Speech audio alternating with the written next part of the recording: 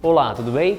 Hoje nós vamos começar a nossa série de aulas do nivelamento de português, de língua portuguesa, e esse nivelamento nós estaremos sempre juntos e vai ser muito bom. Você vai aprender muitas coisas sobre compreensão e interpretação de texto, sobre coesão, sobre coerência, sobre ortografia, que foi da aula passada, mas enfim, você vai ter várias dicas legais para fazer seus textos, fazer redações, estar preparado para escrever as suas respostas, né, em todas as áreas. Então vamos lá.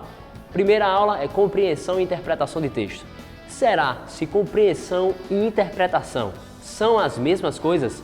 Vamos ver a opinião de algumas pessoas? Vamos lá. Para mim, as duas palavras têm um certo tipo de ligação. Porque para você compreender, você tem que primeiro interpretar qualquer coisa que você está lendo, assistindo.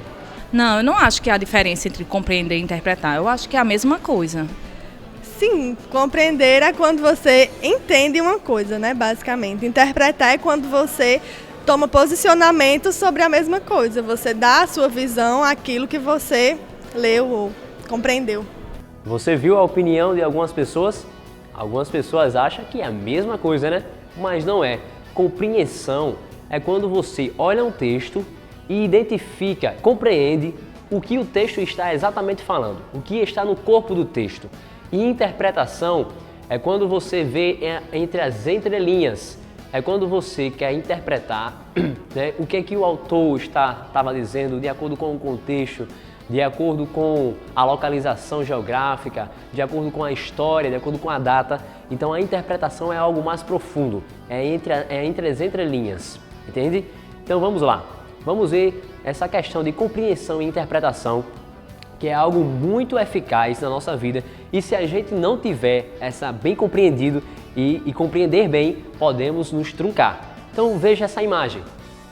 Diz assim: você pensa A, fala B, a pessoa entende C e sai contando D para todo mundo. Então percebe com essa imagem, a imagem é um pouco engraçada, então é bastante importante nós compreendermos bem o texto, interpretarmos bem o texto, porque é fundamental para que a gente possa responder, né, coerentemente, para que a gente possa responder de acordo com o que a questão está pedindo. Então vamos ver agora alguns exemplos de compreender e alguns exemplos de interpretar. Vamos seguir com essa frase no decorrer de todos os exemplos que nós passamos aqui para você entender e extrair todos os exemplos dessa única frase. Então a frase nos diz: Gabriel está muito feliz, pois conseguiu um emprego e comprará o seu tão esperado notebook. Então alguns exemplos de compreender seria: ele está realizado, ele tem um novo emprego e portanto uma renda, ele vai comprar um notebook no qual demorou, mas chegou. Então perceba que a compreensão dessa frase é o que está dito, não é o que o autor quis dizer ou o que você está interpretando entre as entrelinhas, não, é o que está dito, é o que está dito na frase. Ele realmente está realizado porque ele está feliz, ele realmente tem um novo emprego, isso está dito na frase, e ele realmente vai comprar um notebook. Então tudo está explícito na frase. Agora a interpretação, veja só como seria a interpretação. Gabriel não estava tão feliz. Então isso não está dizendo na frase. Isso está dizendo explicitamente na frase? Não. Mas você consegue interpretar isso porque ele está muito feliz. Então significa que ele estava ansioso antes, significa que ele estava esperançoso, significa que ele não estava tão feliz. Não significa que ele está triste, mas também, né, mas significa que ele não está tão feliz. A segunda é: ele estava desempregado e sendo sustentado por alguém. Então a frase não diz explicitamente que ele estava desempregado. Diz? Não diz. Mas nós conseguimos interpretar isso, que ele está desempregado, ele estava desempregado. E o 3, ele não conseguia comprar o seu tão sonhado notebook porque não tinha dinheiro. Então, isso é a diferença entre compreensão e interpretação. Vamos agora para uma segunda parte da nossa aula, que é muito importante, que é a questão de compreender e interpretar textos não poéticos e textos poéticos. Existe uma diferença que é muito importante para você saber, né, no decorrer da sua vida acadêmica. Primeiro, vamos analisar os textos não poéticos. Então, existem 3 regrinhas que nós precisamos aprender para interpretar e compreender textos não poéticos. O primeiro é não extrapolar. certo? Então você não pode extrapolar ao compreender e interpretar uma frase, um texto ou qualquer coisa que seja. Vamos para o mesmo exemplo para você compreender bem, né? Como uma mesma frase podemos extrair desses vários conceitos. A frase nos diz: Gabriel está muito feliz, pois conseguiu um emprego e comprará o seu tão esperado notebook. Então nós não podemos extrapolar. Como assim? Nós não podemos inferir coisas que não está dizendo no texto. Como por exemplo, Gabriel viveu até então triste e acabado. Então isso não está dizendo no texto. Isso não tem como nós interpretarmos e não tem como nós compreendermos isso no texto, porque isso não tem no texto. Segundo, passou fome e frio por não ter emprego. Então veja que são interpretações que extrapolam do senso comum. Não tem como você inferir isso. E o 3, o notebook resolveria todas as suas necessidades. Também não tem como nós inferirmos isso. Não é um emprego de carteira assinada. Não diz isso também. A segunda regrinha é que nós também não podemos reduzir informações que o texto nos diz. Como por exemplo, essa mesma frase nós não podemos reduzir da seguinte maneira: Gabriel está feliz. Tá ok, mas existe mais informações dentro do texto. Existem mais coisas importantes dentro do texto. É certo, ele está feliz. Uma redução seria isso, nós não podemos fazer isso. A outra coisa que nós não podemos fazer é entrar em contradição com o texto.